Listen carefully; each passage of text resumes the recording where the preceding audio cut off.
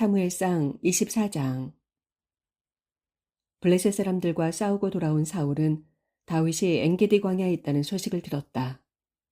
사울은 이스라엘 군사들 중에서 3,000명을 가려 뽑아서 다윗과 그의 부하들을 찾아 들렴서 바위 쪽으로 갔다. 길을 따라 양 우리가 있는 곳에 이르렀는데 거기에 동굴이 하나 있었다. 사울은 용변을 보려고 그 동굴 속으로 들어갔다. 그런데 그 동굴 안쪽의 깊은 곳에는 다윗과 그의 부하들이 숨어 있었다. 다윗의 부하들이 속삭였다. 절호의 기회가 왔습니다.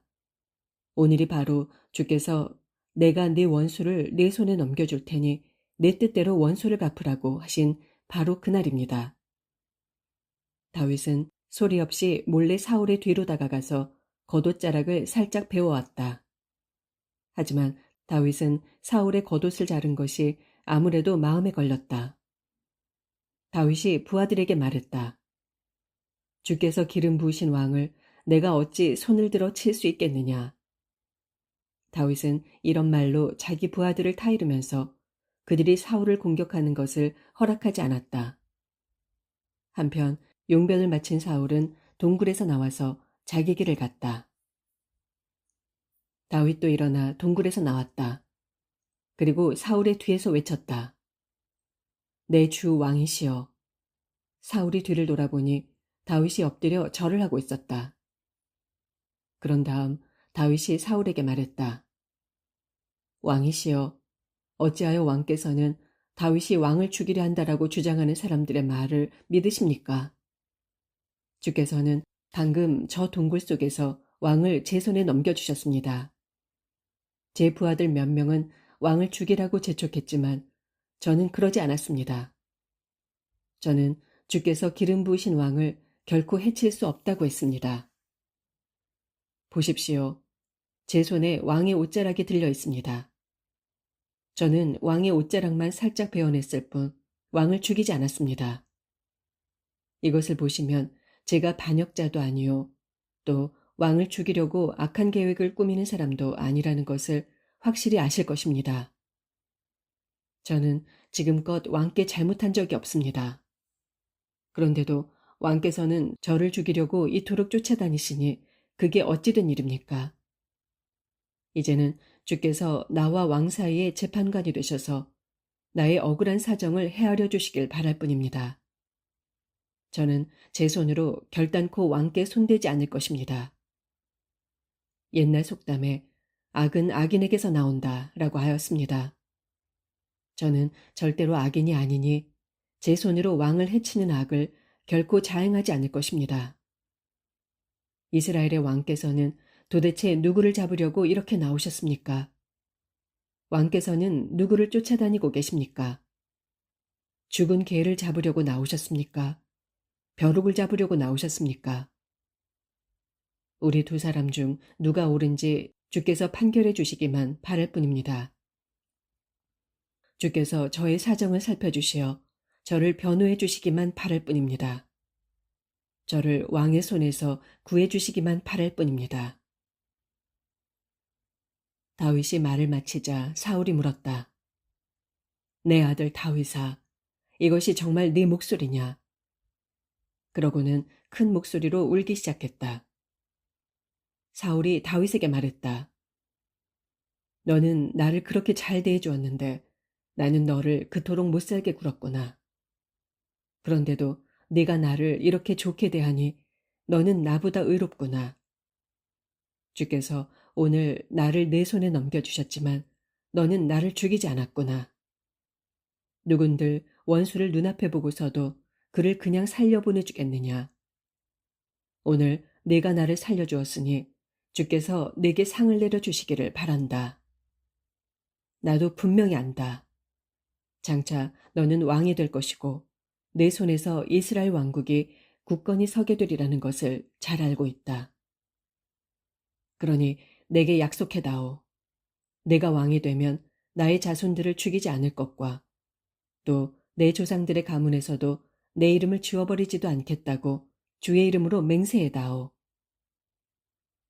다윗이 사울에게 그대로 맹세했다. 그러자 사울은 군사들을 이끌고 왕궁으로 돌아갔고 다윗은 자기 부하들을 거느리고 산성으로 다시 올라갔다. 25장. 그 무렵 사무엘이 죽었다. 온 이스라엘 백성이 모여 그의 죽음을 슬퍼했다. 사무엘은 라마에 있는 자기 고향에 묻혔다. 그 후 다윗은 바란 광야로 내려갔다. 당시 마온 지역에는 갈멜의 큰 목장을 가지고 있는 한 부자가 있었다. 그에게는 3,000마리의 양과 1,000마리의 염소가 있었다. 마침 그는 갈멜에서 양털을 깎고 있었다.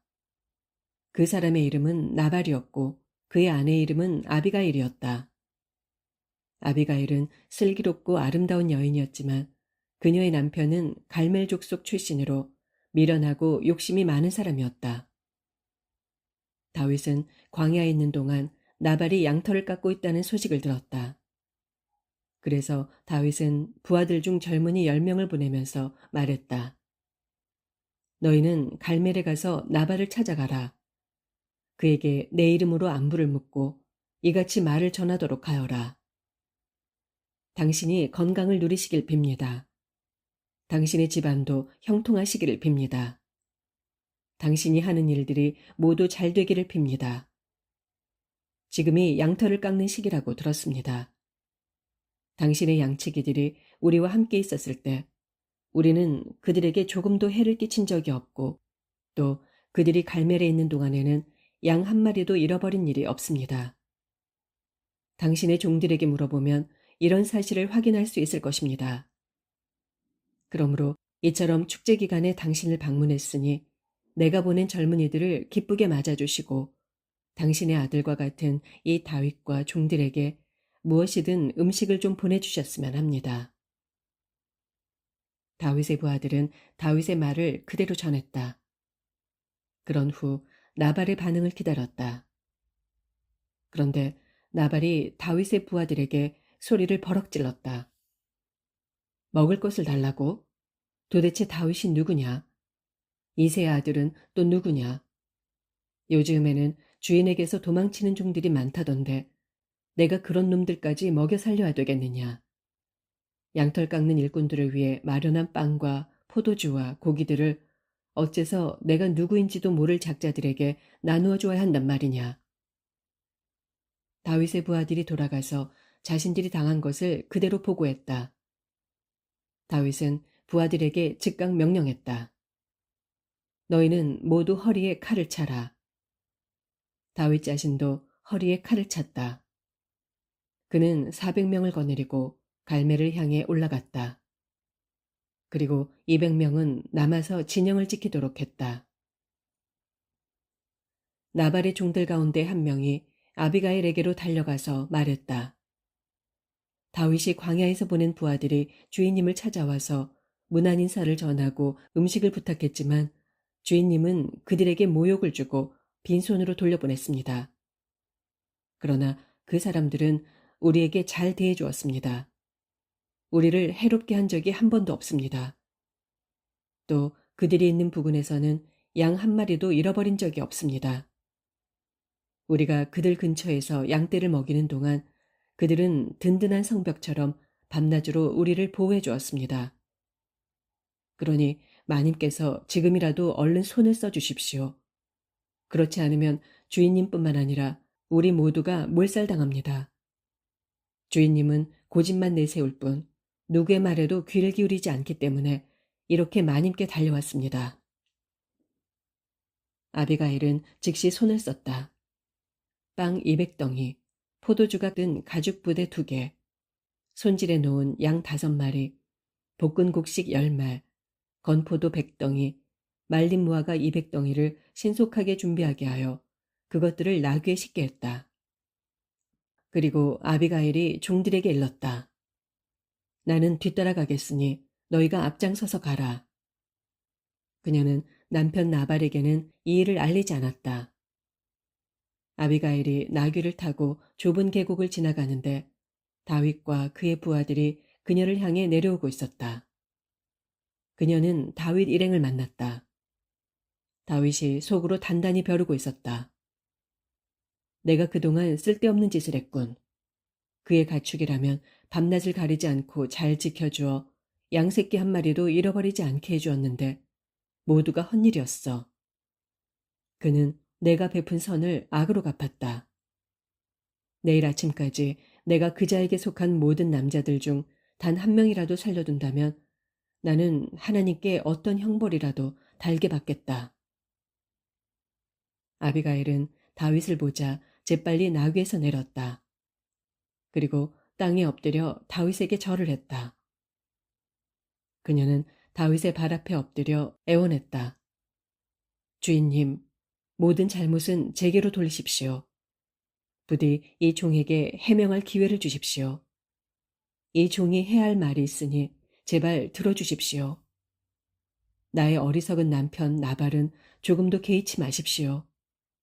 그는 나발이라는 이름 그대로 미련한 사람입니다.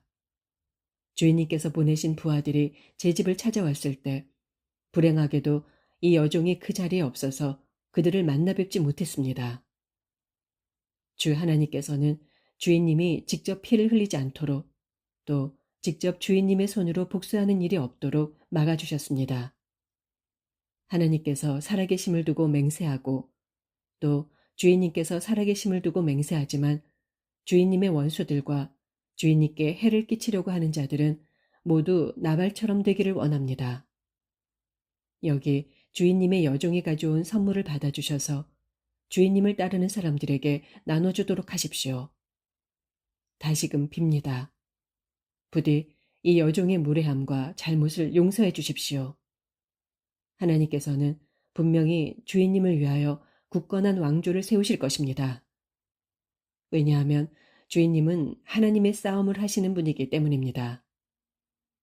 또 주인님이 죽는 날까지 아무런 재난도 일어나지 않도록 주인님을 잘 보살펴 주실 것입니다. 누군가 주인님의 목숨을 빼앗으려고 뒤쫓을지라도 주인님은 아무런 해도 입지 않으실 것입니다. 주인님의 하나님이신 주께서 생명의 보자기에 주인님을 잘 싸서 보호해 주실 것이기 때문입니다. 하지만 주인님의 원수들의 생명은 하나님께서 무림매로 팔매짓을 하듯 멀리 내팽개쳐 버리실 것입니다. 하나님께서 약속하신 대로 주인님이 이스라엘을 다스리는 왕이 되시면 이번 일로 인해 공연히 피를 흘린 일이나 손수 원수 갚으신 일로 후회하거나 양심의 가책을 느끼실 필요가 없을 것입니다. 하나님께서 주인님을 그토록 좋은 자리로 인도해 주실 때 부디 이 여종도 기억해 주시기를 바랍니다. 다윗이 아비가일에게 말했다. 이스라엘의 하나님께서 그대를 보내셔서 이렇게 저와 만나게 해주셨으니 그분께 찬양을 드리는 바이요. 그대가 올바른 분별력으로 미리 막아주지 않았더라면 오늘 나는 내 손으로 직접 사람을 죽여 많은 피를 흘리게 할 뻔했어. 이스라엘의 하나님이신 주의 이름을 걸고 말하지만 그대가 이렇게 급히 와서 나를 맞이하지 않았더라면 나발의 집안에서는 내일 아침이 밝을 때까지 살아남을 자가 하나도 없었을 것이오. 그런 후 다윗은 아비가일이 가져온 선물을 받고 말했다. 안녕히 돌아가시오. 그대가 내게 요청한 것은 그대로 들어주겠소. 아비가일이 집에 돌아와 보니 나발이 자신이 마치 왕이라도 된 듯이 일꾼들과 호화로운 술잔치를 벌이고 있었다. 그는 몹시 취한 상태에서 흥에 겨워 있었다. 아비가일은 날이 밝을 때까지 나발에게 아무 말도 하지 않았다. 다음 날 아침 나발이 제정신을 되찾자 아비가일은 그동안에 있었던 일을 그에게 이야기했다. 이야기를 듣다가 나발은 갑자기 심장마비가 일어나 몸이 돌처럼 굳어졌다. 열흘쯤 지난 후 주께서 나발을 치셨다. 그러자 그가 숨을 거두었다. 나발이 죽었다는 소식을 듣고 다윗이 말했다. 주를 찬양할지어다. 주께서는 터무니없이 나발에게 모욕을 당한 이 몸의 억울함을 풀어주셨도다. 주께서는 이 종이 직접 잘못된 행위를 하지 않도록 막아주시고 나발로 하여금 자기의 악한 행실에 대해 스스로 책임지게 하셨도다. 그리고 다윗은 즉시 아비가일에게 사람을 보내어 자기 아내가 되어 달라고 청혼했다. 다윗의 종들이 갈멜로 가서 아비가일에게 말했다. 주인님께서 댁을 모셔다가 아내로 삼으시려고 저희를 보냈습니다. 그러자 아비가일은 땅에 엎드려 큰절을 한 다음 이렇게 말했다. 이 몸은 내 주인님의 여종이오니 내 주인님을 섬기는 종들의 발까지도 기꺼이 씻어드리겠습니다. 아비가일은 서둘러 떠날 채비를 했다. 그녀는 나귀를 타고 몸종 5과 함께 다윗이 보낸 자들을 따라 다윗에게로 가서 그의 아내가 되었다. 때에 다윗은 이미 이스라엘 여인 아히노암과 결혼을 한 처지여서 이제 아내가 2사람이 되었다. 한편 이전에 사울은 다윗에게 자신의 딸 미갈을 아내로 준 적이 있었다. 그런데 사울은 자기 딸 미갈을 다시 갈림 사람 라이스의 아들 발디에게 주었다.